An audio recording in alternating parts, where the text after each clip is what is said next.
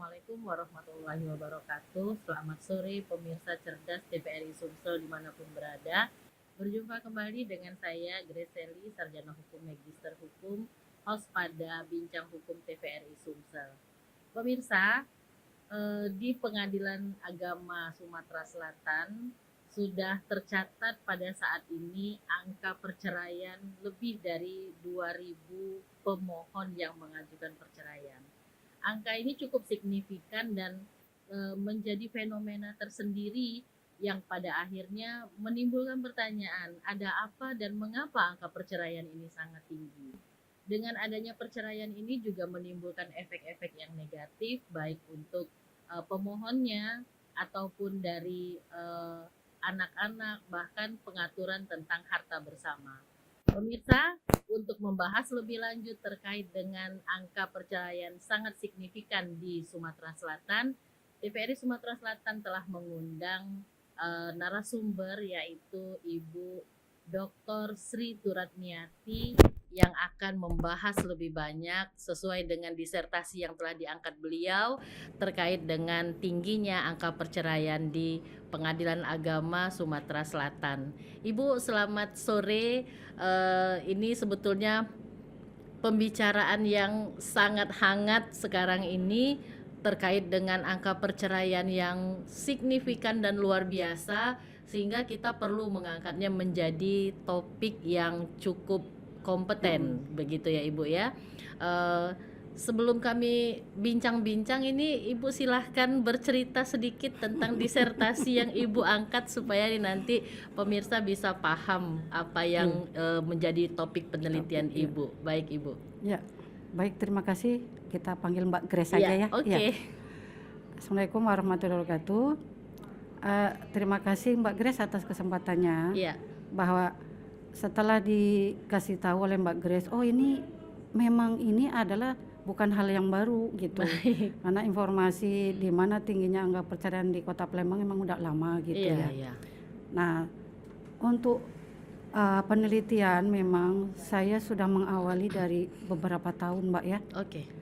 Dari hampir mungkin udah 5 tahun, alhamdulillah. Karena begitu penelitian pertama ditemukan begini, ingin lagi melanjutkan seperti ini, ingin melanjutkan Iya. sampai kemudian bagaimana sih solusinya begitu. Iya. Nah, alhamdulillah karena topik yang sangat menarik, saya mengambil disertasi seperti itu. Oke. Jadi apa sih harusnya yang akan kita lakukan? Mungkin dari ide disertasi saya mengenai reformulasi. Jadi iya, reformulasi tentang mediasi Mbak. Oke. Mediasi sengketa perceraian sebagai upaya menekan terjadinya angka perceraian begitu. Baik. Jadi kalau melalui mediasi kan kalau berhasil kan berarti para pihak mencabut. Iya. Nah, tidak dilanjutkan di dalam upaya persidangan begitu. Terus setelah di awal-awali saya bilang gini, mediasi itu kan harusnya di non litigasi. Harusnya seperti itu ya Bu ya. Non litigasi berdasarkan kesepakatan para pihak. Kemudian saya pikir-pikir adalah kaitannya pasal 39 ayat 1 Iya. Undang-Undang 174 itu bahwa perceraian hanya dapat dilakukan di depan sidang pengadilan setelah pengadilan berusaha mendamaikan tapi tidak berhasil. Mendamaikan di sini artinya kan memediasi. Betul. Nah, tindak lanjut dari pasal 39 ayat 1 itu dibuatlah peraturan Mahkamah Agung Oke. nomor 1 tahun 2016 tentang prosedur mediasi di pengadilan. Nah, Oke. sekarang dicampur adukan, mediasi yang tadinya non litigasi dimasukkan ke dalam Menjadi litigasi. Saya bilang gini, cocok enggak ya? Terus saya melakukan penelitian, Oke. Mbak. Perceraian itu yang berhasil berapa, yang berhasil mediasi berapa? Rupanya dari seluruh Indonesia, Mbak, mediasi itu berhasilnya masih di bawah 10%. Oh, artinya lembaga mediasi ini bukan menjadi solusi untuk menyelesaikan masalah ya Bu ya? Iya. Awalnya kan memang sebagai menekan tingginya perkara di pengadilan. Iya, betul. Karena kan begitu berhasil perkara dicabut. Dicabut. Tapi dalam keberhasilan justru tidak. Karena apa? Saya juga pernah melakukan wawancara. Kenapa? Karena si hakim tujuannya kan hanya memeriksa dan memutus perkara. Betul. Sekarang kan dibebankan dengan sebagai mediator. Mediator. Nah, begitu. Jadi awalnya gimana sih letak kelemahan dari mediasi itu? Jadi saya telusuri, pertama dari azas dan hakikatnya aja sudah beda. Beda. Hakikat yang pertama kan sukarela, sekarang Oke. menjadi wajib. Wajib. Iya, karena kan Hmm, seperti hukum acara ya, Bu ya. iya, Sebelum kita sampai kepada pokok persidangan mm-mm. itu ada kewajiban sebagaimana yang diatur dalam SEMA nomor 1 tahun 2016 Perma itu, ya, perma Mbak. Iya, Perma ya, iya. Perma nomor 1 tahun Hmm, 2016, semua pihak yang menjadi pemohon ataupun termohon itu wajib melalui proses iya, mediasi. betul, betul. Kalau dia tidak melalui proses mediasi ini maka putusannya dianggap NO, batal atau NO iya, begitu. Nah, ini kan menarik. hmm, Apalagi tadi dengan judul disertasi Ibu reformulasi. iya, Ini sebetulnya yang mau direformulasi aturan terkait mediasinya atau aturan terkait dengan hukum acara di pengadilan agamanya, agama, Bu. iya. Baik Mbak Grace. Jadi reformulasi pertama itu kan ingin mengatur kembali peraturan yang sudah ada. Iya, Nah, jadi saya menekankan hanya di pasal 39 oke. khususnya, kemudian di peraturan Mahkamah Agung khususnya pasal 3 dan pasal 4 yang menyatakan semua sengketa perdata harus melalui mediasi. Mediasi. Nah, Iya. tapi di situ dalam pasal 4-nya itu ada pengecualian, Mbak. Iya. Yang tidak melalui mediasi salah satunya adalah sengketa perindustrian, Oke. terus sengketa kesehatan, kan ada undang-undang kesehatan Betul mediasi, sendiri. kemudian sengketa konsumen, Iya. kemudian publik informasi juga sudah ada. Kenapa tidak dikecualikan yang sengketa perkawinan tadi? Nah, ini Bu, apakah perkawinan ini masuk dalam Nah, perjanjian? Karena kan iya, keperdataan itu kan identik dengan pengikatan, mm-mm, identik dengan perjanjian. iya, Ini kalau misalnya kita katakan bahwa perkawinan ini merupakan domainnya perdata, artinya ada hubungan hukum mm-mm, antara pihak suami dan pihak istri ini terikat dalam suatu perkawinan ini menjadi suatu perjanjian. iya, Ini gimana nih Bu iya. penjelasannya? Baik Mbak Grace, mungkin saya akan menganalisis secara normatif Baik, dulu. baik. Perkawinan itu di dalam pasal 1 Undang-Undang 174 itu kan disebutkan ikatan. Ikatan. Oh, Nah, jadi karena ikatan frasa sebenarnya itu kan ya. perjanjian kan? Iya. Ah, Karena frasa ikatan iya, itu akhirnya ini menjadi suatu perjanjian. iya, Oke. ikatan lahir batin Iya, antara seorang laki-laki dan perempuan sebagai apa? Sebagai suami istri betul. untuk membentuk keluarga yang bahagia dan kekal Iya, berdasarkan ketuhanan yang Maha Maha Esa. Esa. Jadi dari pengertian aja sudah ada ikatan. Iya, Ah, ikatan itu dalam kita dalam hubungan keperdataan kan perjanjian. perjanjian, betul. Ikatan itu akibat hukumnya kan hak dan Kewajiban, kewajiban. Nah, betul.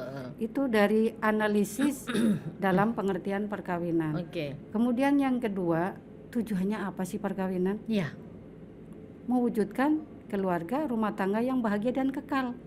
Sudah ada tulisan kekalnya di situ. Nah, itu yang mestinya harus dipahami kan? ini kadang-kadang inkonsisten, Bu. Iya, Ada frasa kekalnya tapi undang-undang nih sudah mengatur untuk membentuk rumah tangga yang bahagia dan iya kekal. betul. Tapi tiba-tiba nih baru 3 bulan nikah ngajukan Ngajukan perceraian. Ini gimana nih, perceraian. Nah, Bu? jadi dipahami dulu. Kadang-kadang gini Mbak, sebenarnya para pihak itu nggak ada sih orang yang tidak punya konflik ya, Iya, berkaitan dengan semua aspek kehidupan, betul. termasuk aspek keluarga gitu.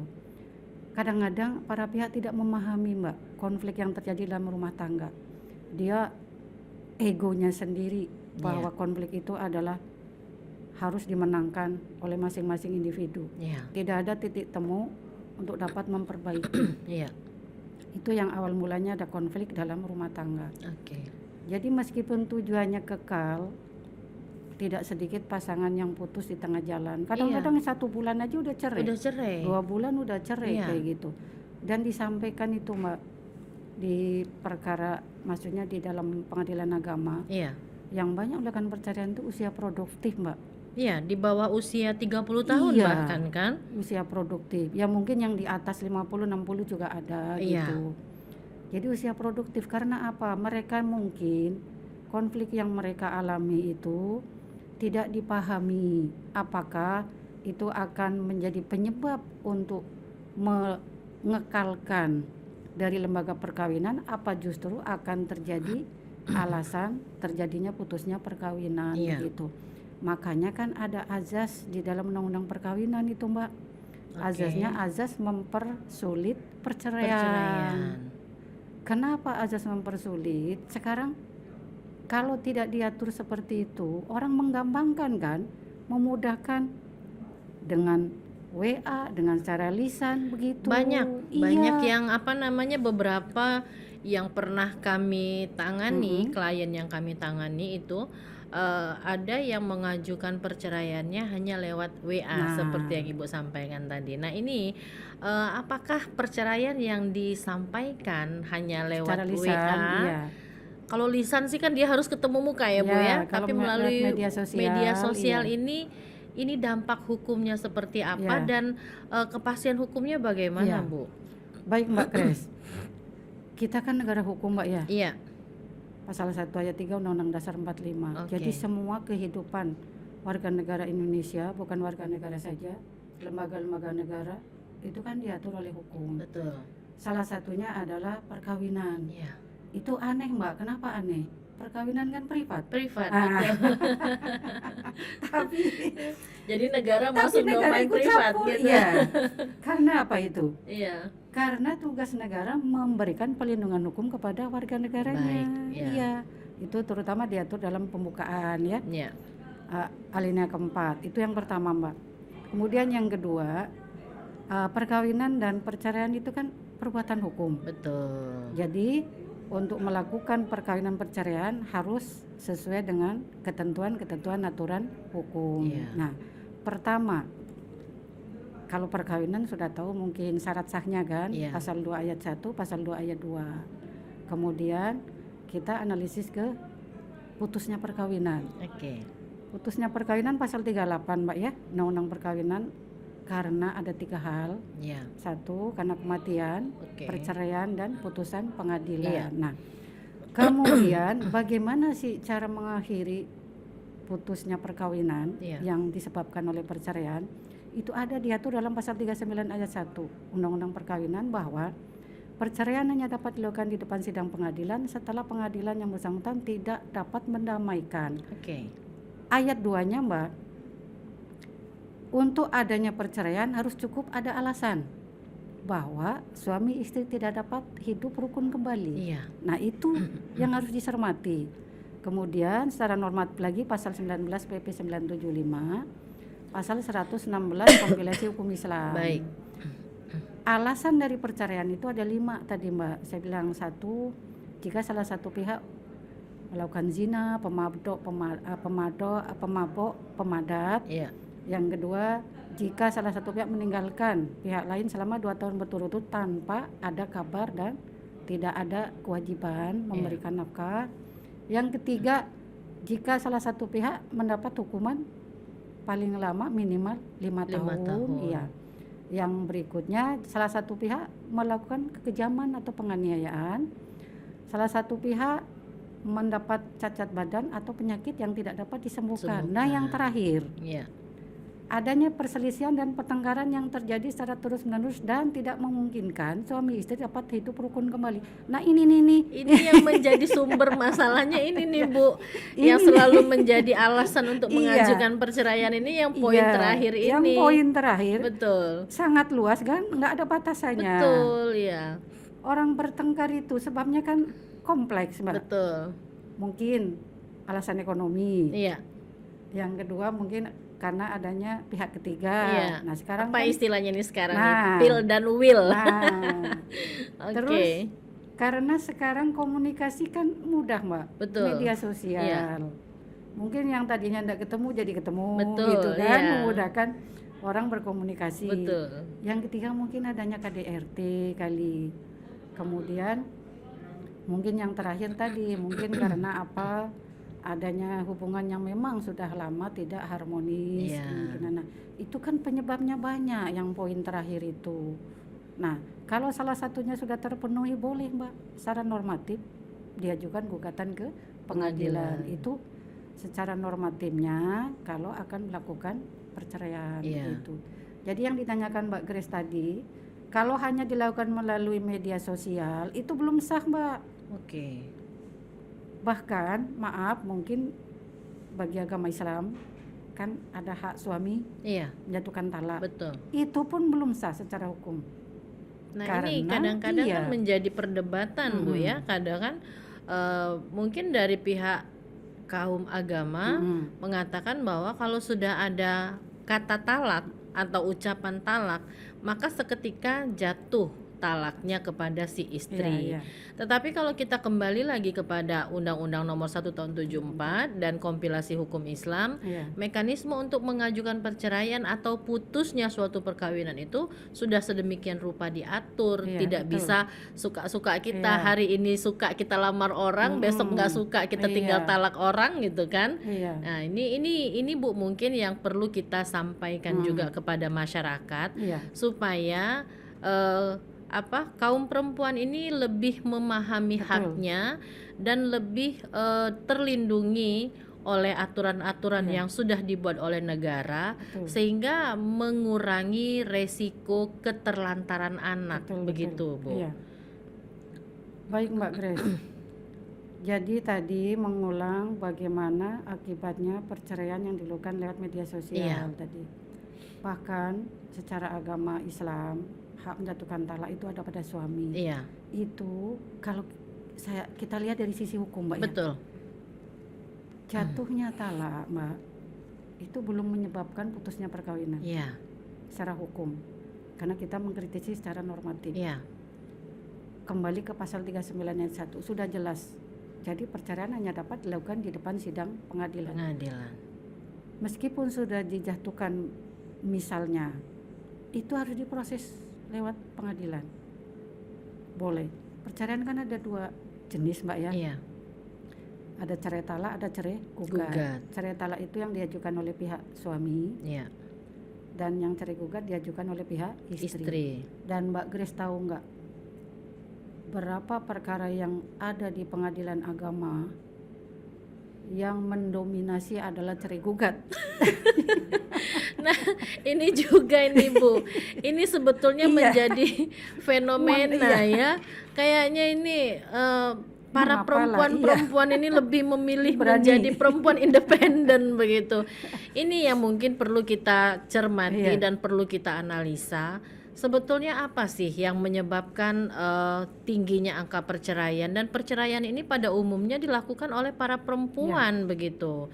Berdasarkan penelitian Ibu, apa nih iya, Bu yang menjadi sebabnya, dan bagaimana mereka ini sehingga mempunyai motivasi yang sangat sangat tinggi untuk tinggi. mengajukan Iya. perceraian begitu.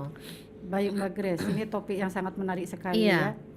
Karena ini saya tadi dari awal saya sampaikan, bukan baru sekali ini saja saya melakukan iya, penelitian. iya, Bahkan saya sampai ke Jawa loh Mbak, iya. penelitian itu. Mengadakan perbandingan-perbandingan begitu ya Bu ya. Dari berbagai pengadilan agama, tetap yang mendominasi adalah cerai gugat. Perempuan. Iya.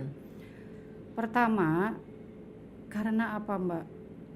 Mungkin zaman modern kali ya. Jadi Pertama, ada hubungannya dengan emansipasi ini Bu. ada Mbak, ada emansipasi, Emansipasi kesetaraan gender. Nah, Kesetaraan gender di sini artinya bukan kita perempuan menuntut disamakan enggak, tapi disamakan dalam hak-haknya. iya. Jadi si perempuan ada indikasi dia sudah meningkat kesadaran hukumnya. Iya, kadang-kadang salah Iya, kaprah ini Bu. Karena merasa Mbak. bahwa perempuan ini ada emansipasi, Iya. jadi gara-gara emansipasi mereka punya motivasi yang tinggi Iya, untuk mengajukan perceraian Iya, begitu. itu sebenarnya salah dalam memahami. Iya. Jadi kesetaraan gender itu artinya perempuan itu mempunyai kesetaraan hak-haknya sama dengan pihak laki-laki di depan hukum Iya. untuk dapat memperoleh keadilan. Begitu Iya. kesetaraan gender. Artinya selama ini mungkin Mbak, sekarang orang memandang perceraian itu sebagai hal yang permisif. Betul. Permisif itu artinya Kompromistis. nah Iya. apa? Hal yang biasa. Biasa saja, betul. Hal yang sudah wajar. Tidak menjadi tabu. Iya, Begitu, bukan hal Bu. yang tabu. Kalau dulu kan, apalagi seorang perempuan ya, Iya. dulu kan masih ada rasa tabunya, Iya. masih rasa malu. Betul. Karena fenomena tingginya itu menjadi memandang perceraian sebagai hal yang permisif, artinya itu. Jadi ada pergeseran nilai-nilai Pergeseran budaya nilai dan budaya. moral. Betul. Iya. Nah itu. Terus yang kedua, Dari beberapa penelitian, Mbak, yang mengajukan gugat cerai itu biasanya perempuan yang mandiri. Oke. Dia memang punya modal pekerjaan Iya. gitu. Ya, saya itu sudah menganalisis gini. Iya sih, beberapa kali saya meneliti yang gugat cerai itu mereka yang punya kemandirian, Mbak, perempuan itu. Artinya secara ekonomi mereka Iya, tidak terpengaruh dengan iya, perceraian tersebut. Iya. udah siap kalau memang mau menjadi orang tua tunggal. Begitu. Nah, sebaliknya Bu, apakah dari hasil penelitian Ibu itu ya, kaum laki-lakinya atau kaum yang tergugatnya ini, apakah memang mereka mempunyai kedudukan yang setara atau justru pada umumnya kedudukan si tergugatnya ini dalam kondisi strata sosial kah, strata pendidikan kah, dan strata ekonomi itu di bawah si pemohonnya sebagai Lebih istri. rendah misalnya. Nah, iya. Baik, Mbak Grace. Jadi kalau secara stratifikasi sosial, Mbak, Iya. ya, mempunyai institusi, misalnya institusi di dalam keluarga itu kan ada satu kepala rumah tangga. Iya, betul. Ya, yang kedua ada ibu rumah tangga. Betul. Gitu ya. Nah, biasanya yang mengajukan gugat cerai jelas satu, si perempuan sudah sadar akan hak-haknya. Iya. Yang kedua, si perempuan sudah siap bahwa setelah bercerai bukan selesai permasalahan, Mbak. Justru kadang kayak gini, saya bilang gini, perceraian itu adalah suatu musibah atau bencana. Karena apa? Bukan konflik diselesaikan melalui perceraian. Setelah perceraian banyak masalah. Iya. Nah, salah satu adalah masalah Anak ekonomi, yang pasti. ya. Yang kedua adalah masalah perkembangan anak. Betul. Nah, jadi dari pertanyaan Mbak Grace tadi, apakah yang digugat cerai itu tadi adalah si laki-lakinya pendidikannya rendah atau ekonominya rendah? Kadang bahkan juga enggak, Mbak. Kadang ada yang lebih tinggi. Oke. Yang pertama, yang kedua biasanya setara, sama-sama mungkin PNS gitu ya. Tapi yang jelas si perempuan yang mengajukan gugat cerai pasti adalah perempuan yang mandiri begitu. Dia mempunyai pekerjaan tetap. Iya. Kalau yang ibu rumah tangga biasanya, Mbak, menjadi tergugat. Ya. Dan bahkan saya jadi mediator, Mbak, kadang nangis saya. Jadi hari ini saja tadi ada 6. Saya mediator di pengadilan agama. Iya. Dari 6 yang berhasil 1. Nah, dari 6 berapa yang diajukan perempuan, Mbak? 4. Jadi hari ini hampir 80%-nya itu pemohonnya adalah perempuan. Betul, ya Bu ya? Betul, memang 80%. Oke. Itu pemohon sebagian besar dari pihak istri. Iya. Terus yang kedua saya tanya gini, iya saya tuh biarlah Bu, saya sudah siap untuk hidup sendiri katanya. Oke. Karena ya daripada katanya saya mempertahankan tapi tidak sesuai dengan hati nurani saya, katanya seperti itu. Padahal saya sebagai mediator kadang sebisa mungkin dipertahankan karena kan mediator itu mempunyai prestasi, Mbak.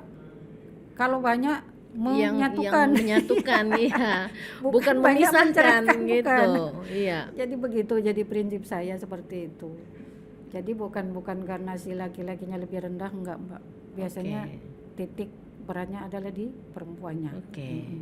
Ya ini kan artinya kan ada sesuatu yang salah dalam proses sebelum pernikahan ya Ibu ya. Betul. Kalau dulu kan ada yang namanya lembaga penasehat perkawinan. Iya, PP4. Iya. Nah, lembaga penasehat perkawinan ini kan mungkin nanti akan memberikan wejangan, memberikan bekal sebagai modal untuk menyelesaikan permasalahan pada saat memasuki gerbang perkawinan. Artinya kan mereka ini tidak ujuk-ujuk menikah itu ketemu terus akhirnya jatuh cinta terus mengadakan kesepakatan untuk menikah, tetapi memang betul-betul dipersiapkan begitu.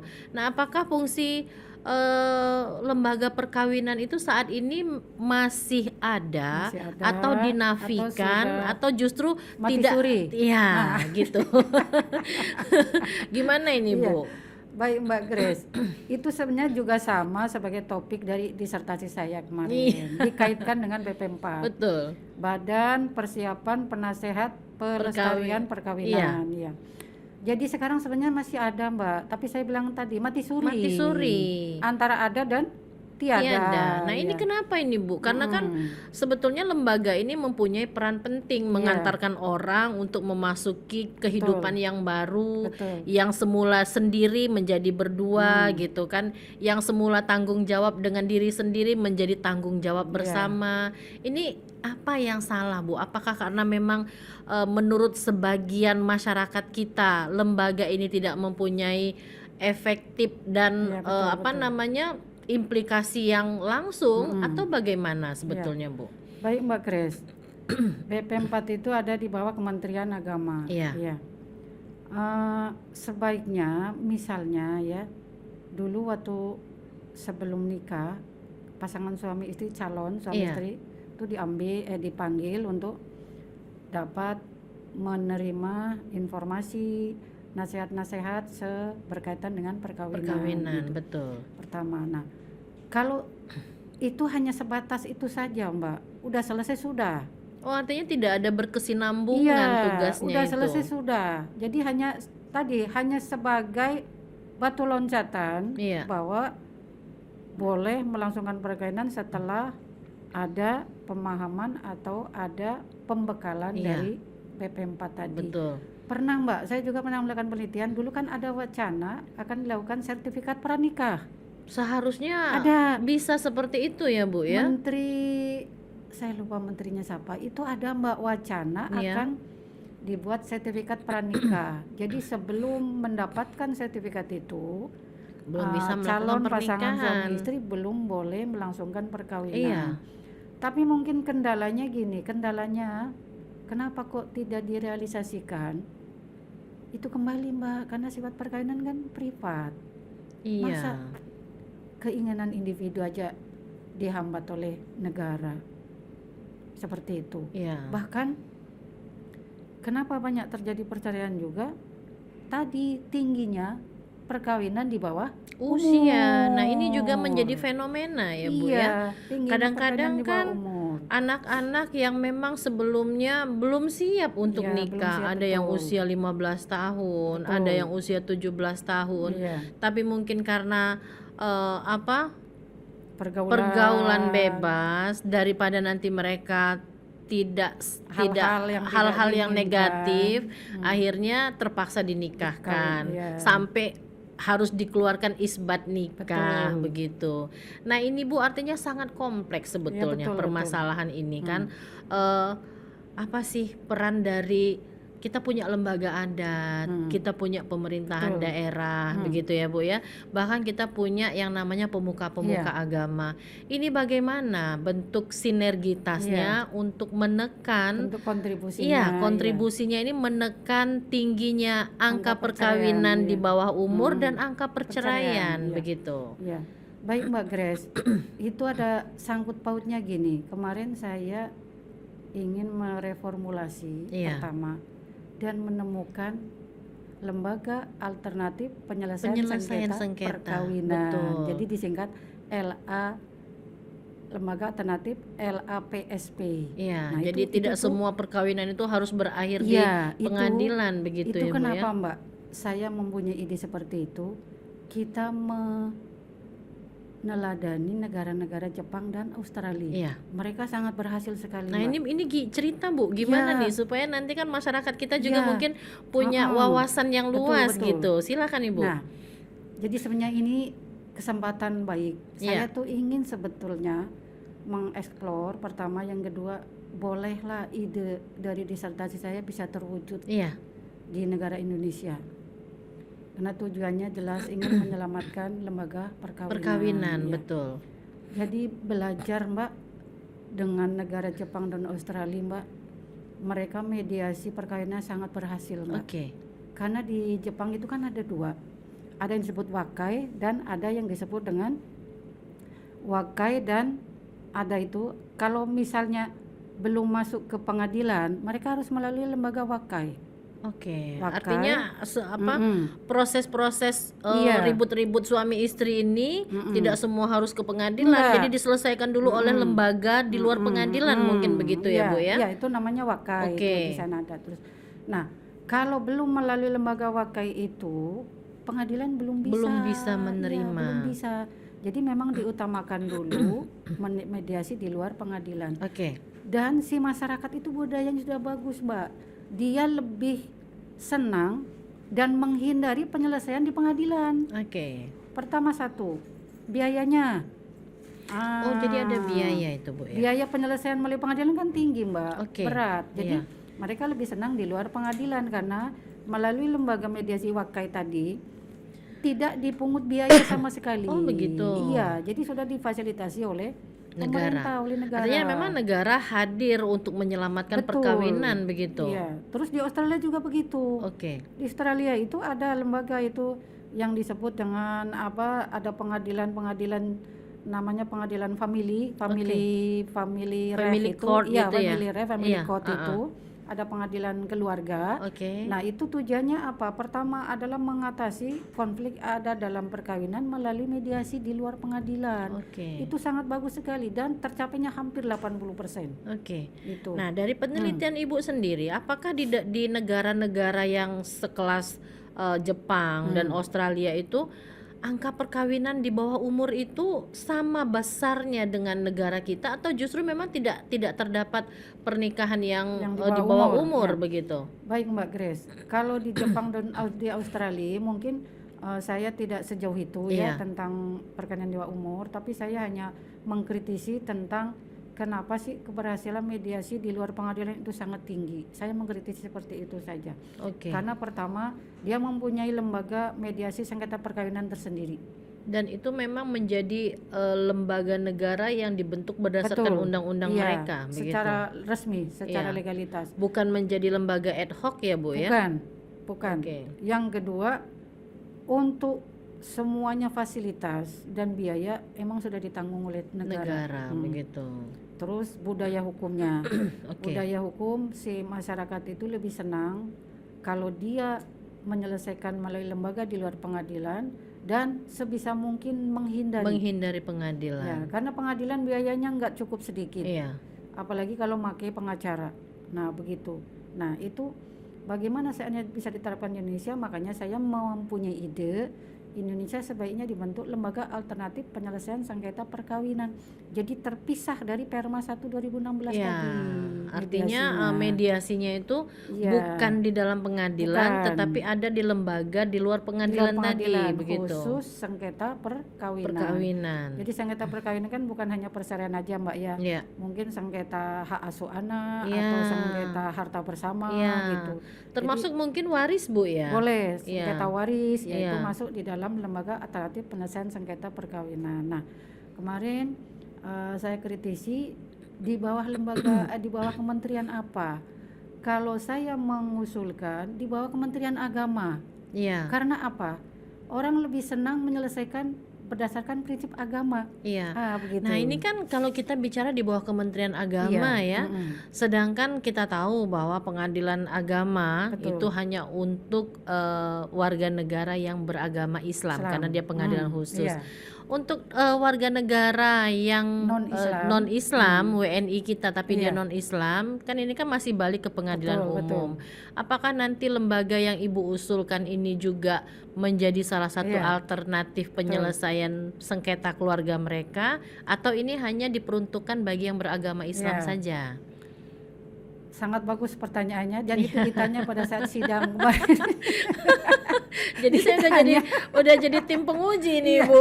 Ditanya pada saat ujian terbuka. Baik. Jadi apakah Kementerian Agama sekarang Indonesia hanya mengurusi orang yang beragama Islam? Iya, Tidak kan? iya, betul. Semua Semua agama. di dalam satu kementerian. Betul. Nah, itu. Oke. Jadi tidak khusus hanya untuk yang mereka beragama Islam. Ya. Lembaga alternatif penyelesaian sengketa perkawinan berlaku semua warga negara Indonesia, bukan Tanpa melihat agamanya tanpa melihat ya, Bu ya. dari latar belakang. Oke. Karena mengapa diusulan ke pengadilan Kementerian Agama satu, orang lebih senang menyelesaikan dengan Pendekatan nilai-nilai dan agamanya. pendekatan agama. Iya. Yang kedua, orang lebih percaya dengan tokoh-tokoh Agama, betul. Heeh. Yang ketiga, Kementerian Agama kan bukan hanya mengurusi orang Islam. Kementerian Agama Republik Indonesia menaungi Seluruh semua warga agama. negara. Betul, Begitu. Iya. betul. Nah, ini kan menarik sebetulnya Bu ya. Cuma kan ada kekhawatiran mungkin dengan adanya pembentukan lembaga ini, Iya. apakah nanti akan menggerus atau mempreteli sedikit demi sedikit kewenangan dari pengadilan umum dan pengadilan agama ini. Baik. Ya, baik Mbak Grace. Lembaga alternatif penyelesaian sengketa perkawinan itu bukan mau mencampuri urusan pengadilan, Oke. bukan. Tapi justru adalah mengurangi beban Pengadilan. Iya, karena apa? Jika para pihak yang mau mengajukan gugatan perceraian Iya. sebelum ke pengadilan apa, negeri atau agama, harus melalui lembaga alternatif Alternatif penyelesaian penyelesaian sengketa sengketa perkawinan. Oke. Di situ nanti sama ada mediator gitu. Iya. Nah, mediator ini mediator yang profesional, Mbak. Mediator non hakim. Oke. Artinya independen. Independen. Setelah melalui proses itu kan sesuai dengan pasal 39 ayat 1. Iya. Nah, kalau berhasil maka bukan keputusan, hasil mediasi dari lembaga alternatif penyelesaian sengketa perkawinan sebagai batu loncatan atau sebagai pedoman apakah mau dilanjutkan ke pengadilan atau tidak. Oh gitu. Iya, kalau Artinya berhasil tidak begitu saja walaupun ini berhasil, misalnya para pihak nanti tetap tidak mendapatkan kecocokan, Iya, betul. itu baru mereka mengajukan Betul. gugatan. Tapi kan setidaknya sudah dimediasi di luar pengadilan. Jadi begitu. rekomendasi dari LAPSP itu sebagai boleh tidaknya Untuk gugatan diajukan dilanjutkan ke pengadilan. ya. Itu justru mengurangi beban Iya, jadi pengadilan. tidak lagi nih yang menumpuk Iya. antrian sidang, Tidak. beban hakim juga mungkin berkurang gitu kan Bu ya. Iya. Ini sebetulnya penemuan yang bagus dan model penyelesaian Betul. sengketa keluarga Iya. yang belum ada dilakukan di Betul, Indonesia betul. begitu kan. Nah, ini kembali lagi Bu, karena kan kadang ada menimbulkan juga rasa ketidakpercayaan terhadap lembaga pengadilan ya. Kenapa akhirnya orang sebegitu gampangnya, sebegitu mudahnya untuk dikit-dikit ngajukan cerai, Betul. dikit-dikit ngajukan cerai. Bahkan saya pernah ada ketemu ini satu perkara, cerai pertama di usia 18 tahun, nikah Belum nanti cukup umur itu. cerai kedua nanti di usia 20 tahun. Terakhir dia melakukan permohonan cerai lagi itu di usia dia 26 tahun. Artinya kan berkali-kali sehingga seperti yang Ibu bilang tadi, seolah-olah lembaga perkawinan ini bukan menjadi lembaga yang sakral, Betul. lebih kepada ada semacam transaksional. Betul. Begitu. Nah, ini bagaimana nih Bu terhadap fenomena yang terjadi saat ini? Iya, baik Mbak Grace. Jadi itu sebagai prihatin kita memang. Iya. Terus untuk menyikapi, mengkritisi tingginya angka perceraian itu tidak mudah pertama. Jadi perlu beberapa bukti, perlu beberapa data yang harus kita peroleh. Pertama. Terus yang kedua tadi berubahnya atau bergesernya budaya dan nilai-nilai moral terhadap lembaga perkawinan. Tadi yang dulu kan sangat dianggap sakral, Mbak. Iya, betul. Sakral perkawinan tujuan pertama adalah membentuk keluarga selamanya kekal gitu. Tapi sekarang kadang-kadang alangkah mudahnya. Kadang-kadang mereka belum paham. Jadi itulah perlunya tadi Mbak, perlunya adalah PP 4 mungkin diaktifkan kembali untuk lebih memahami apa sih makna dari perkawinan. Iya, betul. Kalau bisa kan kalau bisa itu kan memang sekali seumur hidup gitu. Terus yang kedua fenomena ini Mbak, kadang-kadang masyarakat kan berkiblat pada artis, public figur. Itu Mbak, kadang-kadang mereka oh dia aja bisa cerai, 5 bulan cerai, Iya, 1 tahun cerai gitu. Public figure itu yang mestinya kan memberikan contoh, betul, betul. teladan. Nah sekarang fenomena yang kedua, artis yang mudah cerai itu latar belakangnya karena dia membuat perjanjian perkawinan. Oke, nah ini menarik ini Bu. Tuh. Perjanjian perkawinan Nah. ini kan sebetulnya kan ada yang dianggap tabu oleh Betul. sebagian masyarakat, ada juga yang menganggap bahwa perlu gitu Iya. kan. Pada saat kapan perjanjian perkawinan ini dianggap perlu, dan apakah memang perjanjian perkawinan ini ada diatur baik dalam syariat Iya. kita dan diatur dalam hukum positif Hukum kita, Ibu? positif, ya. Baik Mbak Grace. Jadi tadi saya bilang kenapa sih masyarakat kadang-kadang meneladani, mengikuti public figure Iya. yang mungkin lah bukan lagi hal yang rahasia lagi, Iya. kawin cerai begitu ya. Yang kedua, banyak public figure yang melakukan perceraian itu karena dia sudah siap. Pada Oke. saat sebelum melangsungkan perkawinan dia sudah siap membuat perjanjian perkawinan. Jadi perjanjian perkawinan sebenarnya di masyarakat Indonesia masih tabu, Mbak. Oke. Karena pertama tujuannya pasti dia ingin memisahkan Pemisahan kekayaan pemisahan pasti. harta Iya, antara suami dan istri. betul. Sebenarnya itu kan lembaga perkawinan kan bukan lembaga komersial, Iya, bukan mencari untung dan rugi, rugi. betul. Iya. Nah, sekarang dibolehkan karena hukum positif kita mengatur pasal 29, Mbak ya. Pasal 29 Undang-Undang 174. Kompilasi hukum Islam juga ada, Mbak. Boleh. Jadi pasal 29 itu perjanjian perkawinan boleh dibuat sebelum dan pada saat akan dilangsungkan perkawinan. Nah, ini kan agak Iya. apa namanya bergeser. Ini mungkin Iya. yang apa namanya? Padahal kan undang-undang kita, undang-undang terkait dengan hukum perkawinan ini kita mengacunya kepada syariat.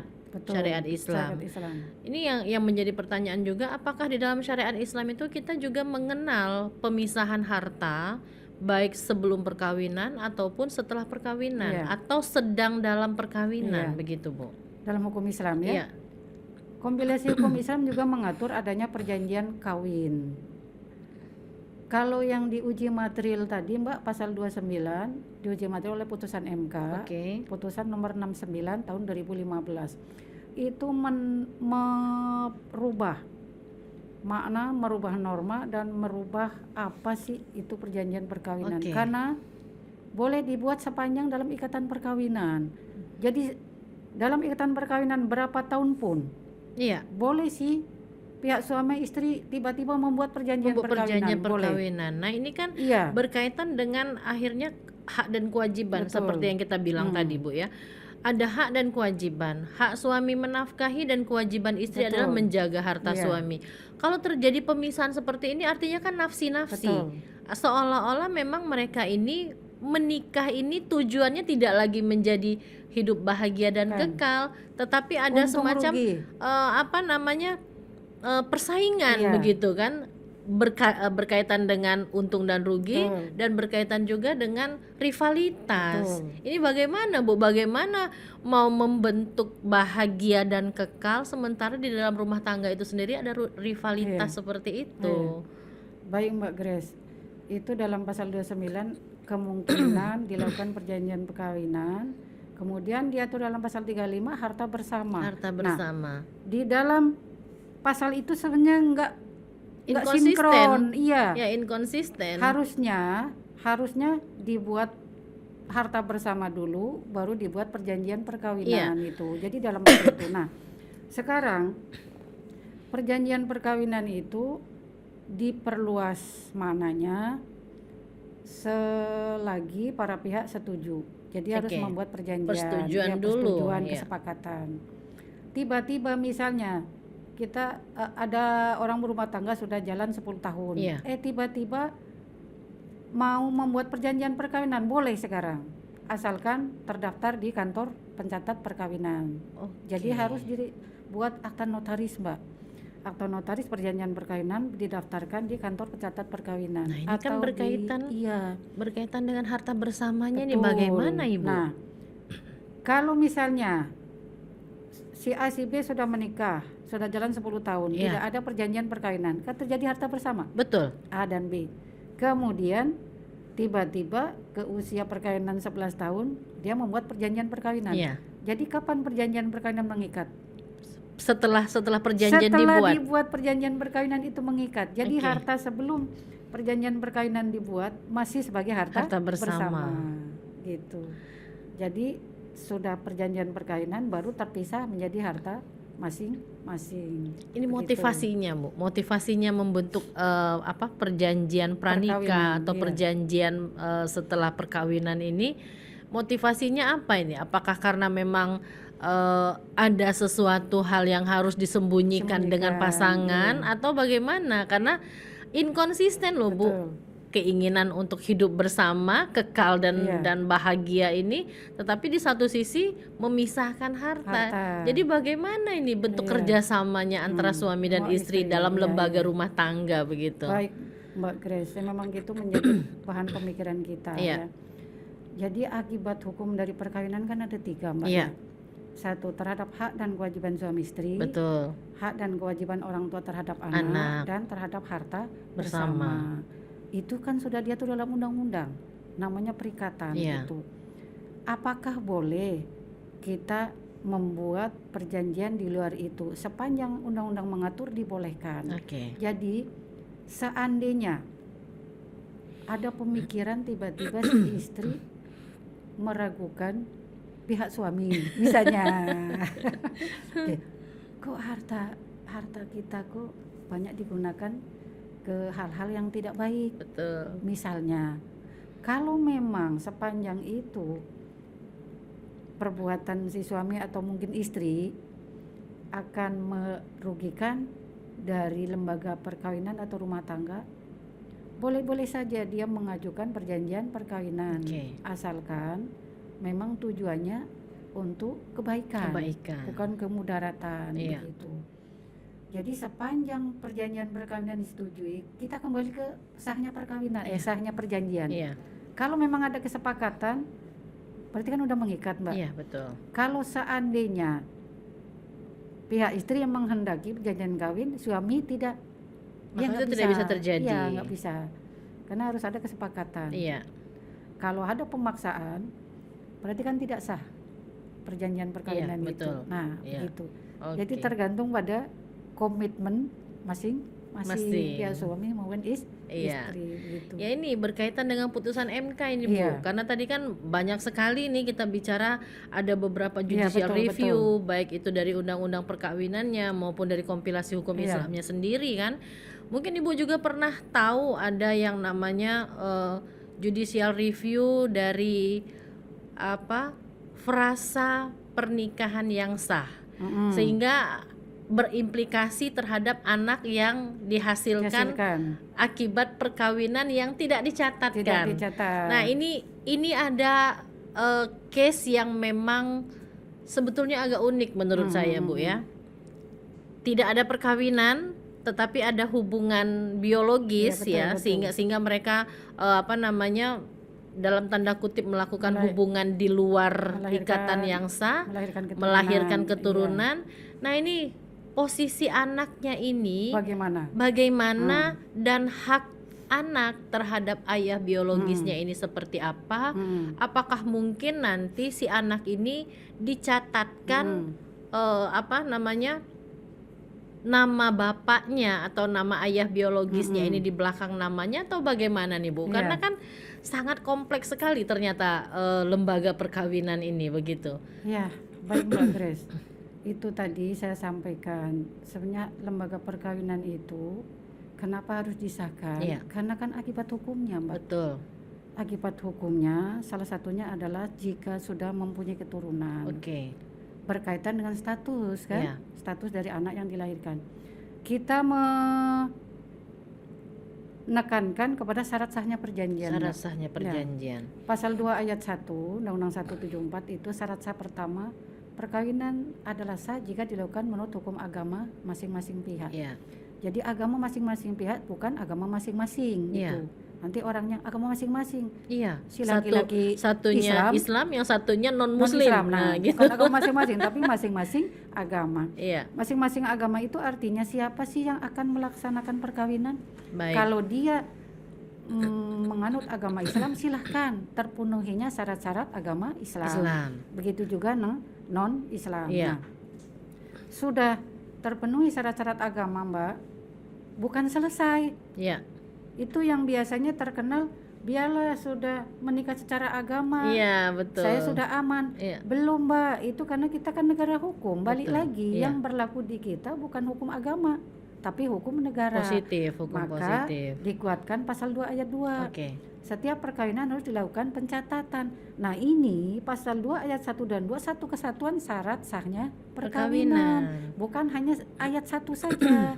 Orang memahami sudah secara agama, belum, Mbak. Oke. Karena akibat hukumnya yang dirugikan siapa? Si Perempuan dan anak. betul. Nah ini Bu, Itu. ini kan artinya apa? Kalau yang Ibu sampaikan tadi, Iya, ada hubungan perkawinan Betul. walaupun tidak dicatatkan. iya. Sekarang ini yang banyak terjadi adalah tidak pernah ada perkawinan, tidak pernah ada pencatatan, tetapi ada anak yang lahir Iya. di luar hubungan perkawinan. Statusnya bagaimana Iya, ini? baik, Mbak. Itu sebenarnya harus dipahami, terutama generasi muda ya. Iya. Kadang-kadang bilang ini biarlah, yang penting punya anak, ini enggak, Mbak. Karena apa? Status dari anak Iya. ada, Mbak, pasal 42 Undang-Undang Perkawinan. Anak sah adalah anak yang lahir dan sebagai akibat dari perkawinan yang Yang sah. sah, betul. Sahnya perkawinan pasal 2 ayat 1, pasal 2 ayat 2. Iya, Perkawinan yang dilakukan secara agama dan dicatat. betul. Pasal 7 Kompilasi Hukum Islam. Perkawinan hanya dapat dibuktikan dengan akta nikah. Betul. Kalau tidak ada akta berarti tidak ada Tidak ada perkawinan. Iya. Nah, kembali pertanyaan Mbak Grace tadi, bagaimana kedudukan hukum anak yang lahir dengan perkawinan yang tidak tercatat? Iya, tidak pernah ada perkawinan. Tidak ada, Iya, tapi ada anak. Itu statusnya sebagai anak di luar perkawinan, Betul. pasal 43. iya. Pasal 43 itu, anak yang lahir di luar perkawinan hanya punya hubungan keperdataan dengan ibu dan keluarga ibunya. Ibunya. Itu awalnya itu, Mbak. Iya.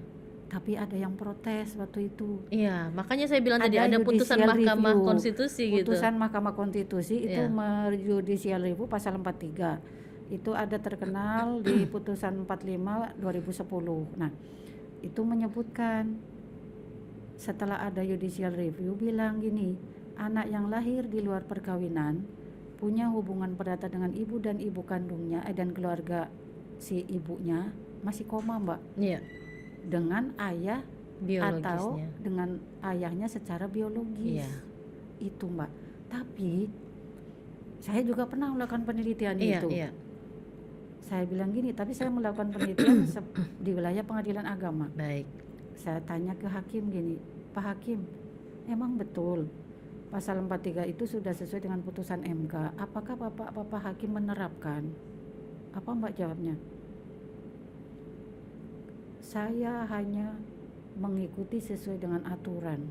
Jadi tidak ada anak-anak yang lahir di luar perkawinan punya hak yang sama dengan anak dalam perkawinan yang sah. Yang sah. Baik. Ini menarik Gitu. Ibu ya. Iya. Tapi itu tadi Bu, karena memang penafsiran hukum kita Iya. kan berbeda-beda, tidak mungkin hakim yang sama mempunyai penafsiran hukum yang sama, tergantung bagaimana kacamata hukum dia melihatnya. Oke Ibu, sebelum kita mengakhiri acara ini, apa yang mau Ibu sampaikan ini supaya lembaga perkawinan ini bisa bisa memang betul-betul diselamatkan dan kita mengurangi angka perceraian yang sudah sangat signifikan Iya. ini. Baik Mbak Grace.